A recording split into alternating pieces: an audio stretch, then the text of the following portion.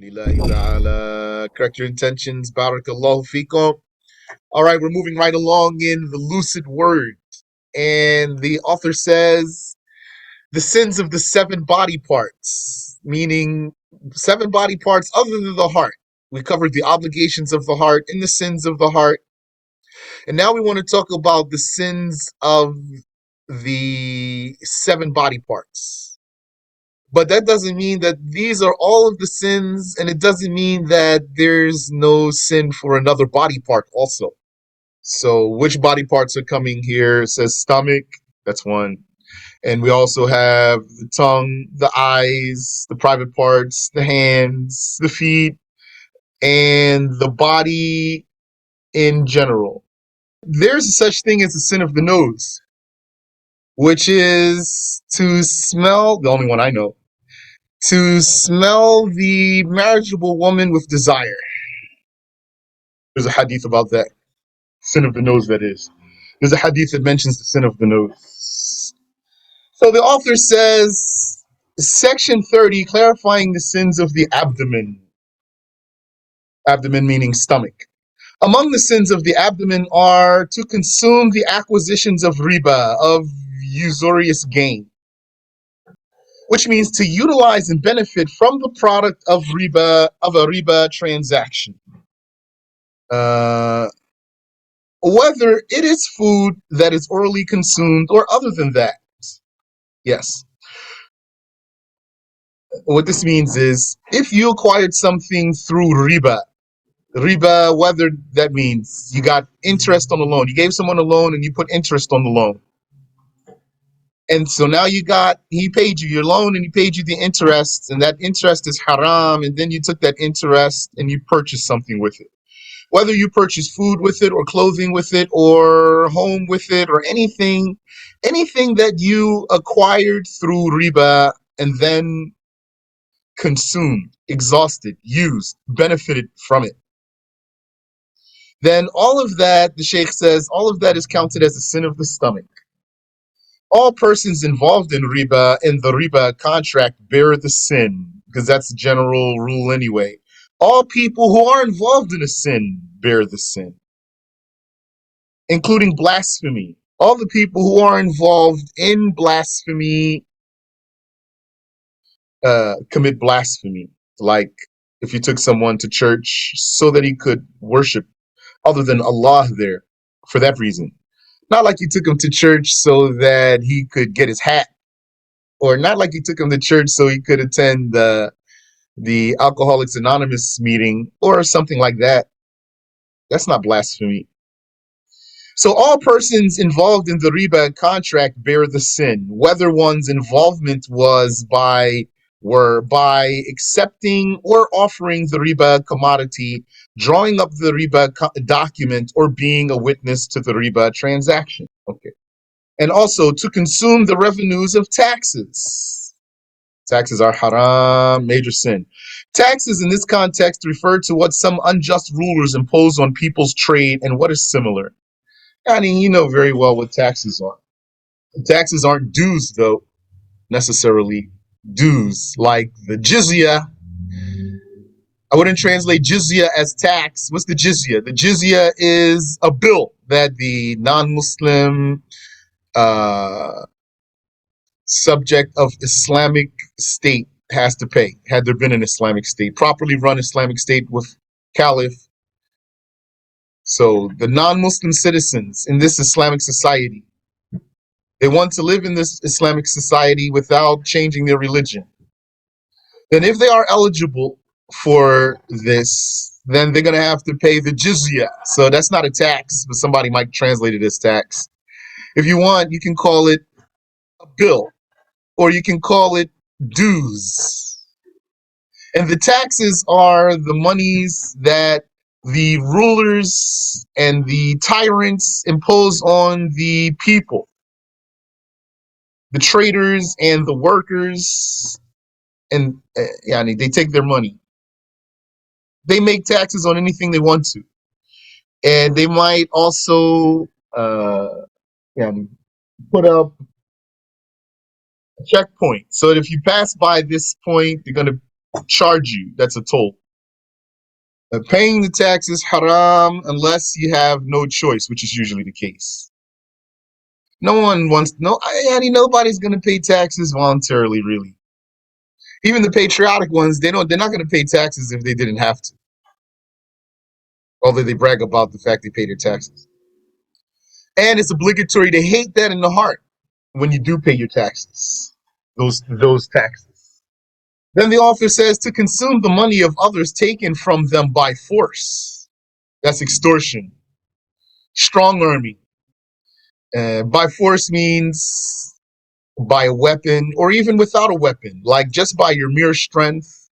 Like you're a bully. You're an intimidating bully. And then you came over to him and you said, give it to me. And then he got scared and gave it to you.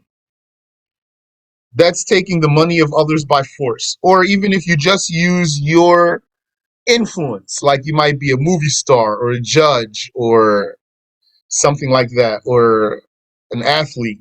And so you take what others have by your influence. All of that is considered taking the money of others by force.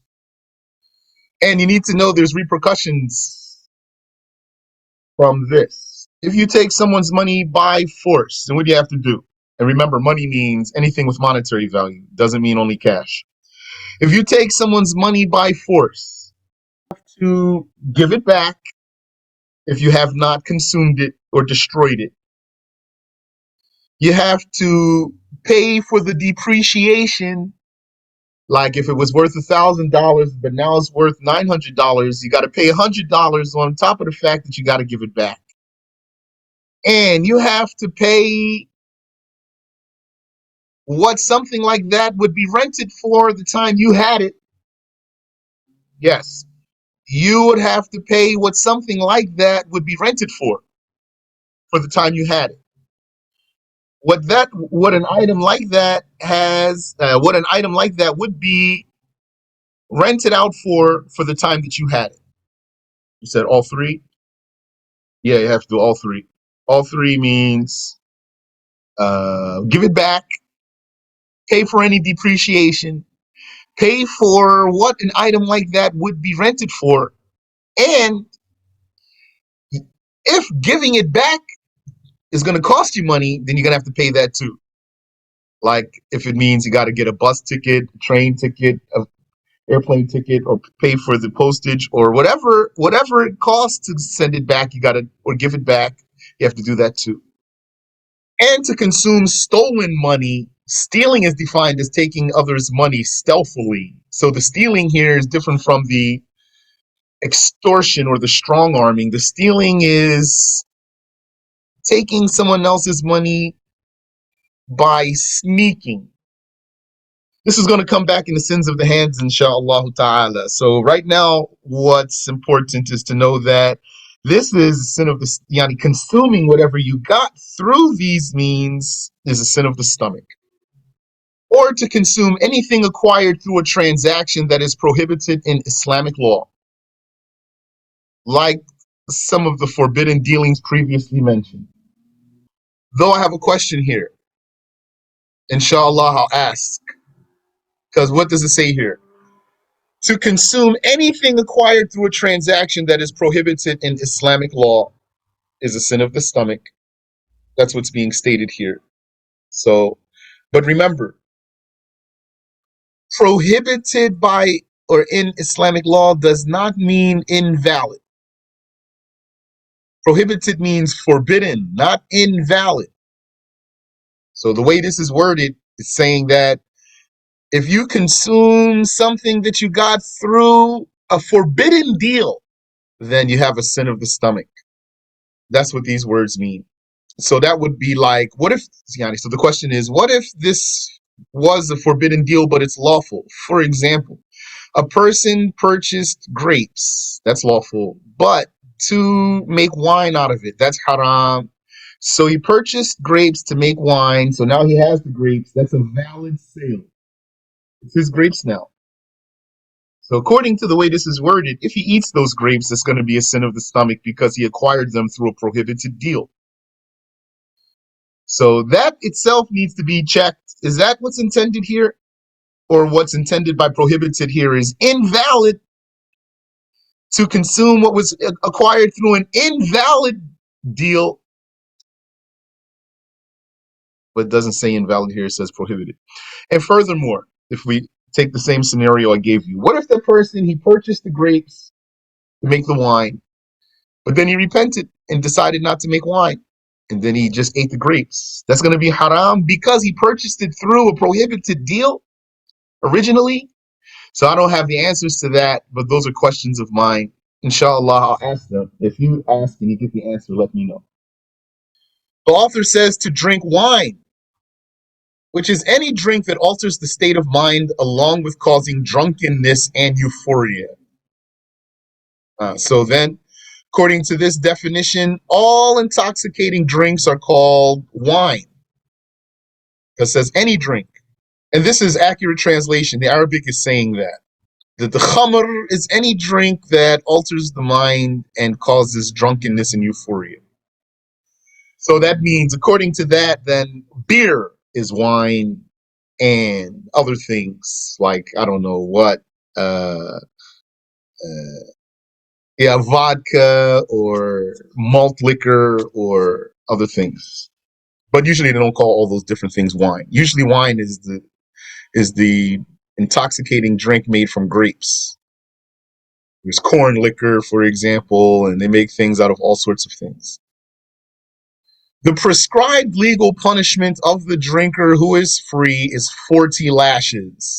So Freeman gets 40 lashes for drinking if he gets caught. It's not enough to rely on his eyes being red, nor to rely on his breath being bad. Whereas the slave receives half of that, so that's 20 lashes, because as a rule, a slave receives half the punishment of a freeman. That's how the Muslims do, not the kuffar. The kuffar will punish a slave way worse than a freeman. And Islam punishes the slave lighter than a freeman.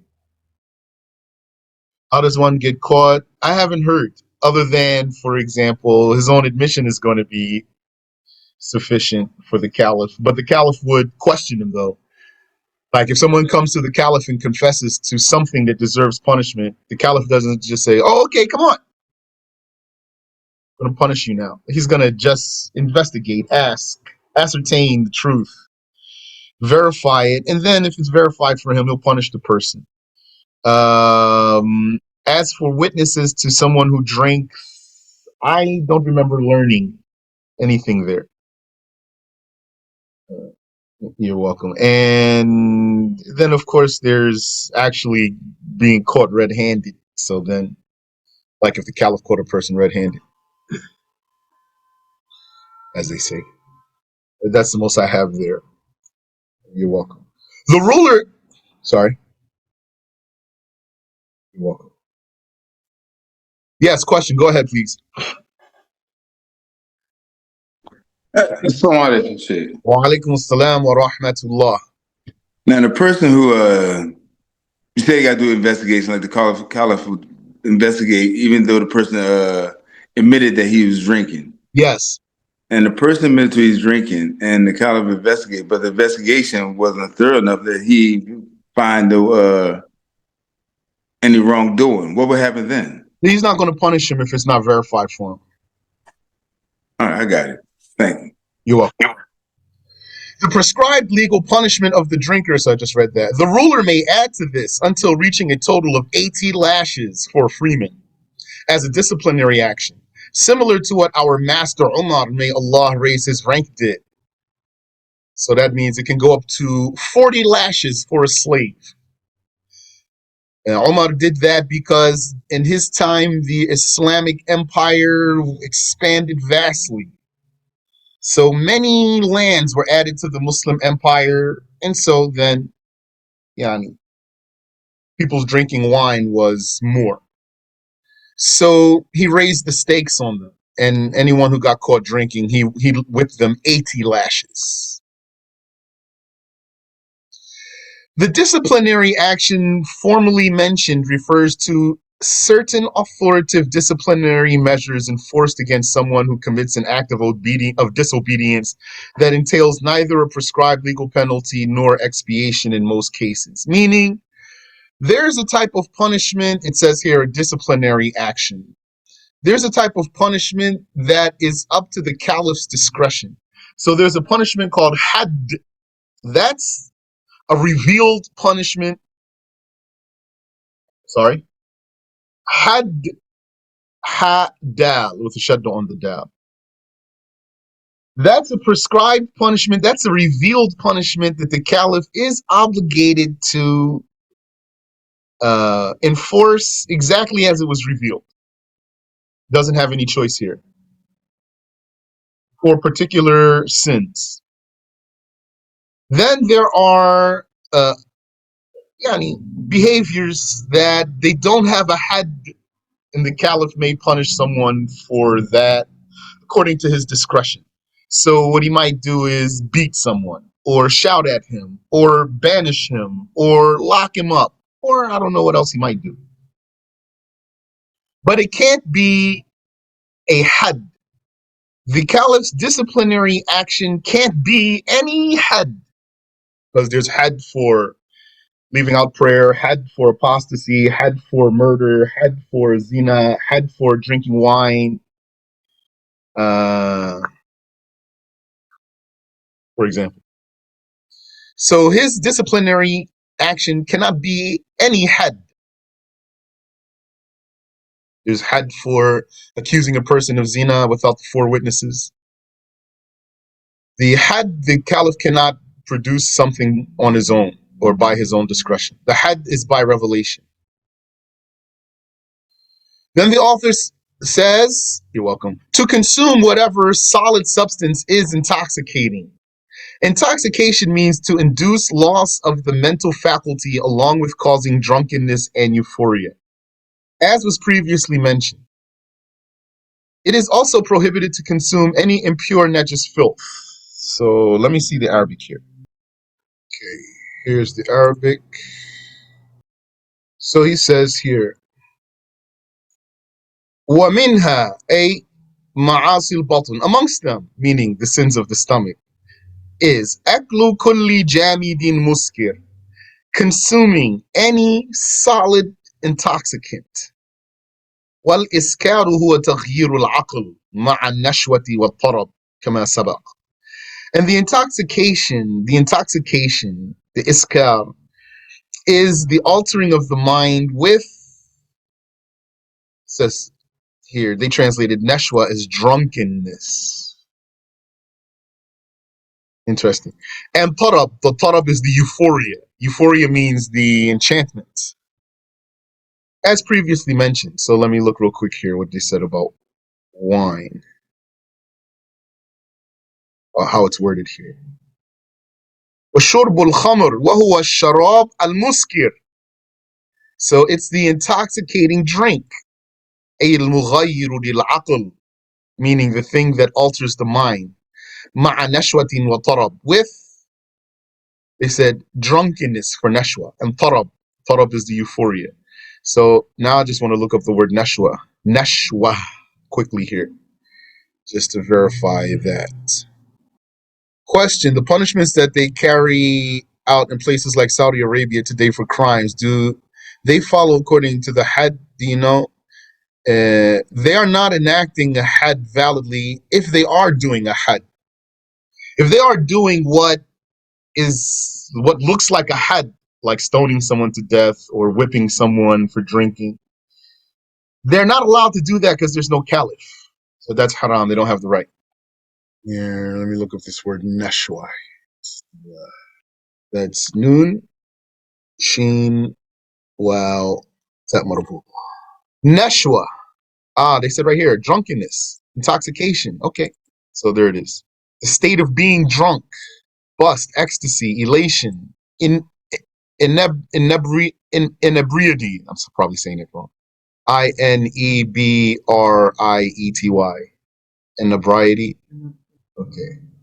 So here they said, yes, inebriated. That one's clear. They said drunkenness and ecstasy in the same line here, and tipsiness. Okay, so be it. Let's get back here. Back to the Lucid Word. You said because they claim that they follow the Sharia. They don't follow the Sharia without a caliph. Why, if they follow the Sharia, then where's the caliph? Why didn't they say, here's the caliph, he's in charge of everything here for us? And rather they said, where's the king? Where's the king from the Saud family? Okay. So, all right, that's clear here. It says to consume whatever, here, instead of whatever, any, to consume any solid substance that is intoxicating. This line could be, the translation could be improved. Intoxication means to induce loss of the mental faculty. So that's not in the Arabic though. Loss of the mental faculty. Rather, the Arabic says altering the mind. So I guess that's what they meant by it. But it's possible that a person is under the influence of an intoxicant and he can think just like if he weren't under the influence. A person might take something that has an effect on him, might cause euphoria or something. He can still think. So just know that. It is also prohibited to consume any impure najis filth. So this is another line here. It should be a new bullet.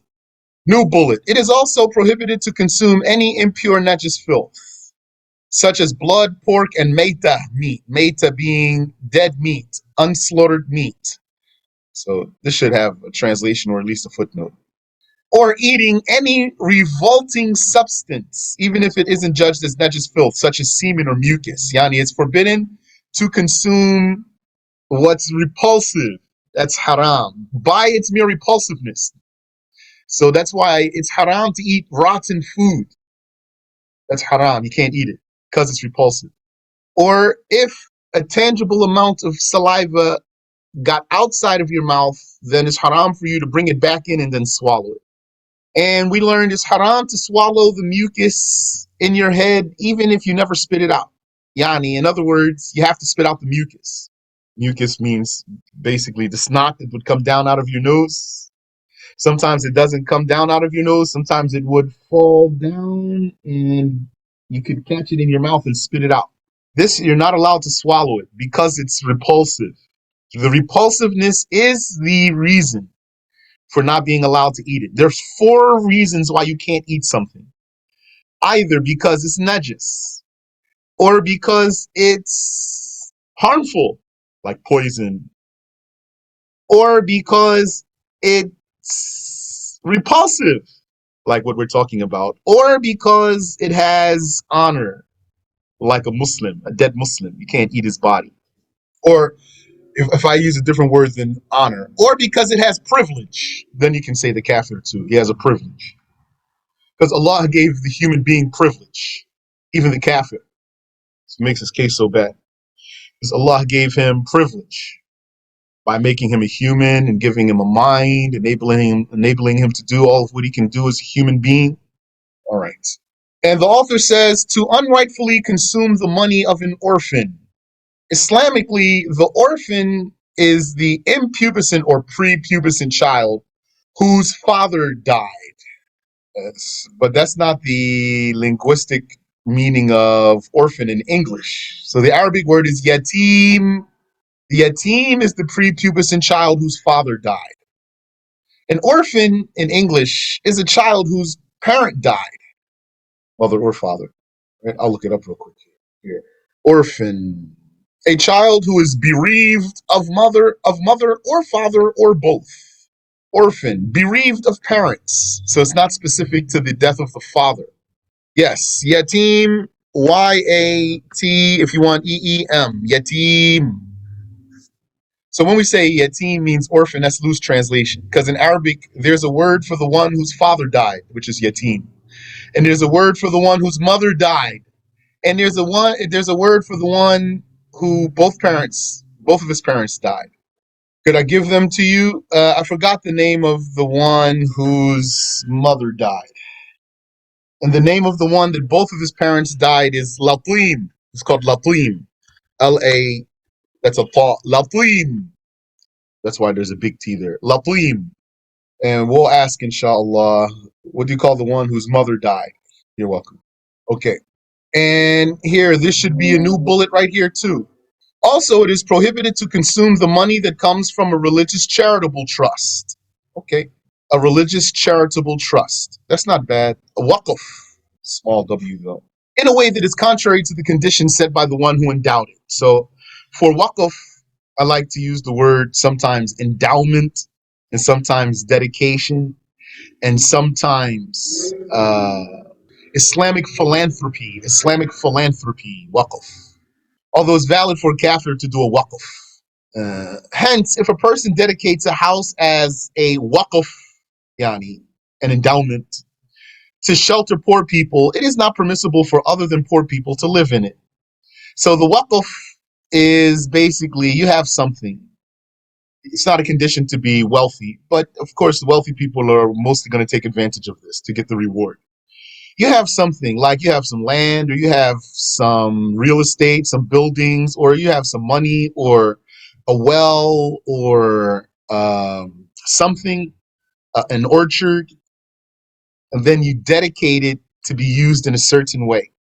So you say, I make this orchard a waqf for example, for the slaves who work in the haram. So now no one can eat from that but the slaves who work in the haram. Or you say, I make this house waqf for the widows. Now no one can live there but the widows. Or I make this building waqf for the study of the Maliki school. Now no one can study in there but the Malikis. And like that.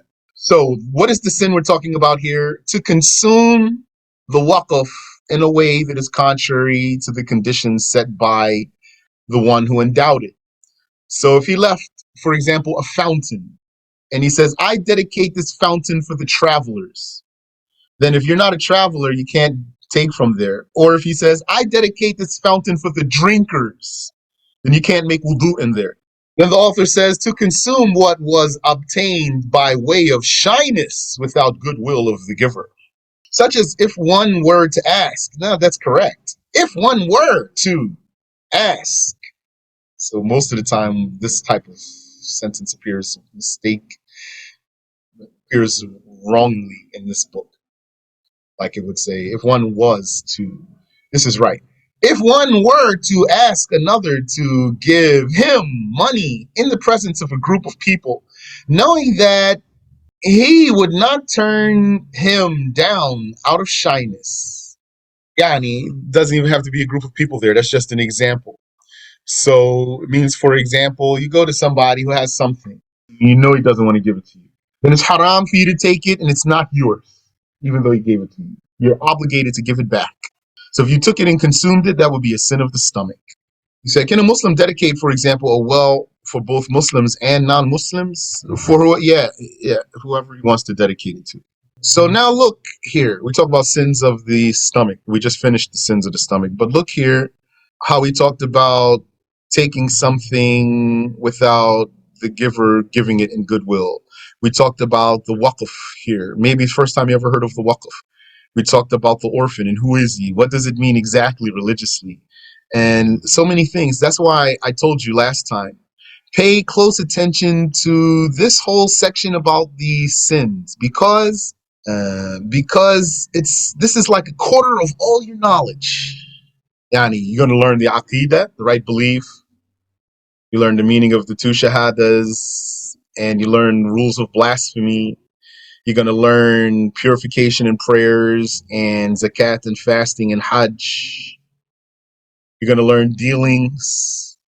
You're going to learn, for example, marriage and divorce. And a big portion of your knowledge, actually, Yani, a significant portion of your knowledge is all of the details that come in learning about the sins of the different organs. That's where you're going to become a functional Muslim as you go out about your day, walking down the street or driving or whatever it is you do. And that's how you're going to identify so many things from these chapters here. So the author says, section 31, clarifying the sins of the eye. Among the sins of the eye are for men to look at the bare faces and hands of marriageable women with desire. So with desire is a qualifier, a condition. Not just to look at their faces and hands. It's not haram to look at their faces and hands. What's haram is to look at their faces and hands with desire. If that's not your wife, if that's not a woman who's lawful for you. And then it says right here, however, looking at their faces and hands without desire is not prohibited. Because a woman's face and hands are not awrah. They are not nudity, religious nudity, nor is her voice. A woman's voice is not nudity, even if it's very sweet voice. It's not obligatory on her to hide her voice. It's not obligatory on her to not speak in the presence of men. And it is also sinful to look at other bare parts of their body, whether they were looking with or without desire. Yani whether one were looking with or without desire. So it means it's not covered. If it's covered, then you're not looking at the skin or the hair. That's not haram. Yani, if it's covered and you're looking without desire, then it's not haram. Like meaning, she has a shirt on, she has pants on, and she has a scarf on, and then you look at her, so you see her shirt and her pants and her scarf. It's not haram. What if you looked at her tattoo? It's haram because you're basically looking at her skin, so you can't look at her tattoo. What if you're looking at her driver's license and she doesn't have a scarf on her driver's license? It's not haram. It is evident that a man's wife and unmarried female slave are not intended in the above mentioned rulings. Yes, because he's allowed to look at them with desire, with or without desire. His wife and his unmarried female slave. As for his married female slave, that means, yani, she has a husband. She's his slave, but she has a husband. Then he can't look at her with desire. And she is not lawful for him. And the female slave also, she doesn't have to cover her hair when she goes outside. So if there were Islamic society, you might see actually some women outside without their heads covered. So if they're not sinful by that, then they're going to be slave women. Yeah, and if they're pubescent, if they are pubescent and outside with their heads uncovered without being sinful, that's because they're slave women. Likewise, it is sinful for women to look, whether with or without desire, at all men apart from their husbands and owners, if their gaze is directed at the man's awrah, his religious nudity, which is defined as what is between the navel and the knees when the area is bare. Bare means not covered, and covered is not restricted to clothing. Covered is broader. When you learn these religious rules, you need to understand them according to their abstract and open meanings.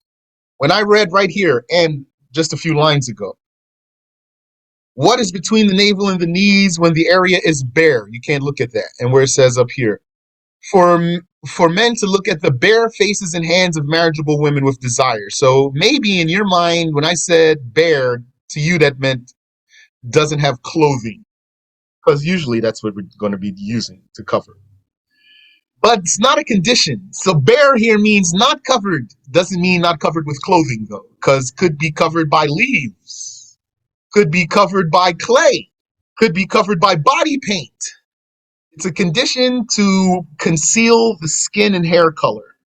That's the condition, to conceal the skin and hair color. Not to wear clothing per se. It's not the condition to wear clothing per se.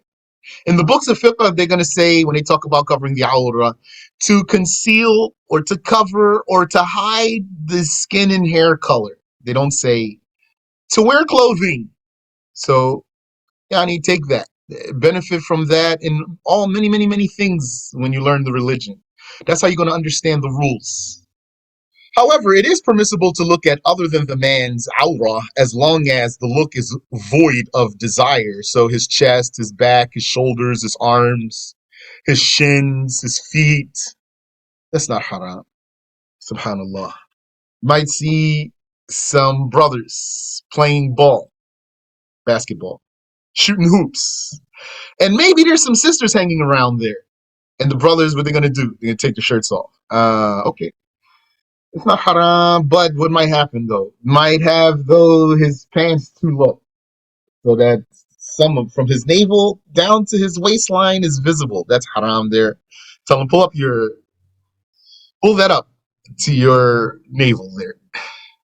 Now if he pulls it up, then his knees show. Then tell him put your shirt back on, bro. And looking at the awrah overall is sinful, even if it were among the members of the same sex. So, yeah, and he's such as a man looking at what is between the navel and the knees of another man, or a woman looking at what is between the navel and the knees of another woman. That's forbidden. Not talking about a doctor here, though. It is prohibited for men or women to uncover the awrah in private needlessly. Yani, it is forbidden to be nude, to be pointlessly nude. So, yani, a person's just walking around in his house stark naked for no reason. That's haram according to the Shafi'i school. In this context, the man's awrah is his front and rear privates. Yani, here when we talk about him being in private, then he can't be stark naked. But if he just covers his front and back privates, then he won't be sinful. So that means if he just wears brief underwears, for example, only in his privacy, there's no sin here. Or if he took, he had a cloth, a loin cloth comes down, covers his front, and a cloth that comes down covers his back, and he has a string that goes around his waist. Because the sides, if he's in privacy, those sides there, that's not the awrah. It's going to be just his front and back private parts. So in this context, the man's awrah is his front and rear private parts, so not the side. Otherwise, if the person is not male, the awrah extends to what is, don't use conjunctions in formal talk, what is between the navel and the knees. Yani, for the woman in her privacy, then she should cover what's between her navel and her knees. For the man in his privacy, he needs to cover front and back privates. For a woman in her privacy, she covers what's between the navel and the knees. However, if there is a need to uncover, and the word need here is loose, need here means an errand, an errand. That means just something you want to do. Yani, need here means a reason. If there is a need, a reason to uncover the awrah, like cooling off, then it is permissible. Or like changing clothing, or like bathing, although it's sunnah not to bathe nude. So if you want to take a shower, you could just wear some shorts in the shower. That's not yani, that's rewardable. In other words, being nude in privacy is permissible for the least reason. It doesn't have to be an emergency. It just can't be pointless. On the other hand, it is permissible to look at other than what is between the navel and the knees of the mahram, yani the ineligible relative, such as a father with his daughter, or a person of the same sex, i.e., a man with another man, or a Muslim woman with another Muslim woman. Yeah, so like for example, there's a nursing woman. She's around her family, or she's around women, and she might expose her breasts to breastfeed her baby. There's no sin here. And even around her male relatives, her uncle, her brother, for example, her nephew, it's not haram. Did I just say the wrong words right now? Let me say again. For example, if a let me reread. It says, on the other hand, it is permissible to look at other than what's between the navel and the knees of the mahram. So the chest, the back, the shins, the calves, etc. Such as the father with his daughter. Yeah, so if a father was in the presence of his daughter and her breasts are exposed, for example, there's no sin here. Or a person of the same sex. So it means, yani, two brothers got their shirts off and they're covered from the navel to the knee. There's no sin here. Or two sisters, they have their shirts off and they're covered between the navel and the knee. There's no sin here. I.e., a man with another man, or a Muslim woman with another Muslim woman, or like the example I was giving you, or there's a nursing woman. She's in the presence of other women, or she's in the presence of her male relatives, her non-marriageable male relatives, so she might expose her breast to breastfeed her baby. There's no sin here. But some women, though, they would expose their breast to breastfeed their baby in public, in front of any man. So that's haram, like some hippie women. To look down on a Muslim because he is poor, for instance. And we talked about that in the sins of the heart, because this is arrogance. And arrogance has two facets. Sometimes it's a sin of the heart, and sometimes it's a sin of the eye. The sin of the heart is to reject the truth. And we mentioned that in the sins of the heart. And the sin of the eye is to look down on the Muslims, to look at Muslims with contempt. And we mentioned that in the sins of the heart too. And now the Shaykh came back and repeated. To look down on a Muslim, meaning to look at Muslims with contempt. It's like you look at him like he's scum because he's poor, for instance. Or maybe you're a Muslim, but you're a racist. So you looked at him because he's black or he's white or something like that, or he's, I don't know, he's Chinese or whatever, with contempt. So that's haram, major sin. What I learned that it's going to be a sin of the heart and a sin of the eye. If I just stick to the words that I learned, then that's as much as I can say. Question. What is allowed for a Muslimah to expose before blasphemous women?